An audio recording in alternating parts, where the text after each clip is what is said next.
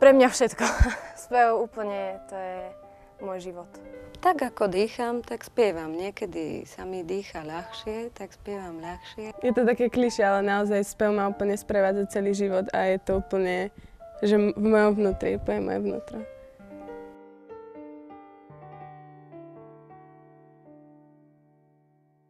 Omnia znamená každý, všetci, všetko. Je to vlastne taký otvorené slovo pre všetkých, tým pádom v podstate dosť veľa to má spoločného aj s našim zborom, pretože ten zbor je naozaj otvorený pre všetkých.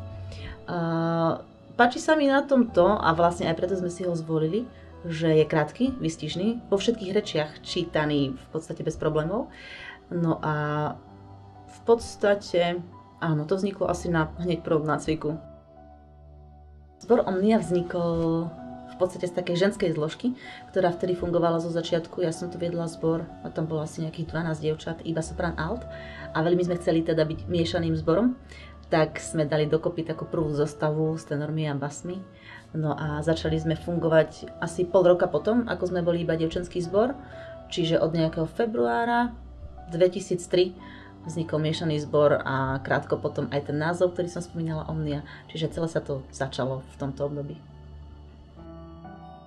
Zbor Omnia, počas teda už svojej 10-ročnej kariéry to nazvime, dosiahol viaceré ocenenia. Zo začiatku to bolo iba na takých národných súťažiach a samozrejme potom prichádzali pozvania na medzinárodné súťaže a festivaly.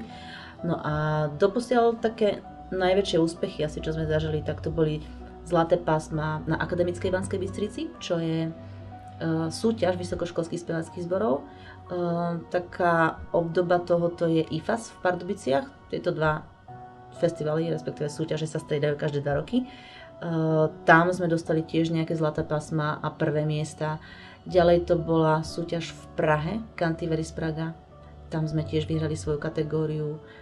No a potom máme na konte veľa takých zahraničných festivalov, na ktorých sme väčšinou dosiahli popredné uznania a nie že ocenenia, pretože tam sa výhry nedávajú.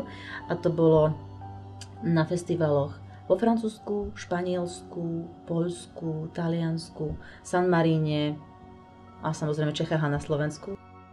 Spolupracovali sme doposiaľ aj s takými viacerými umelcami zo zahraničia, boli to napríklad lektori z Lotyšska, s ktorými sme robili taký workshop zameraný na piesne od skupiny ABBA, to bolo spojené aj s choreografiou.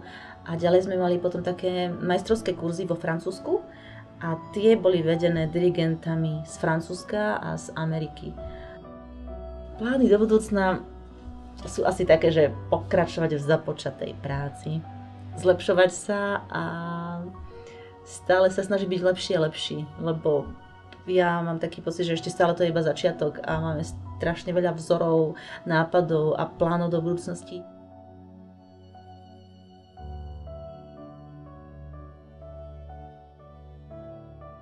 Omnia je veľmi zaujímavé teleso.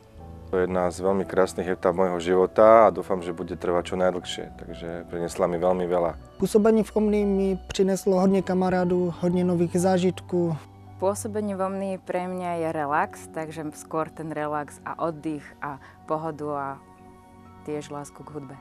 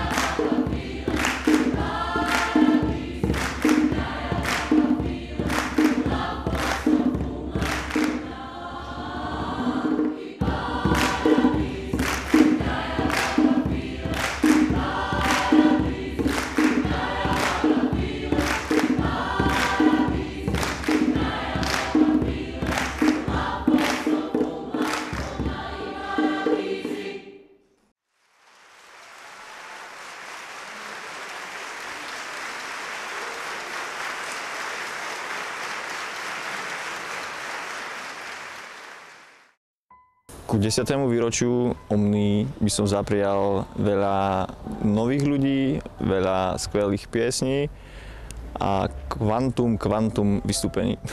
Tak vám prajem všetko najlepšie, ešte ďalších minimálne 10 na druhú alebo 10 na tretiu rokov, aby vám to stále dobre spievalo a aby ste boli stále super. Tak ak oslavujete prvú dekádu, tak nech oslavujete aj druhú, aj tretiu a nech sa vám darí. Všetko najlepšie.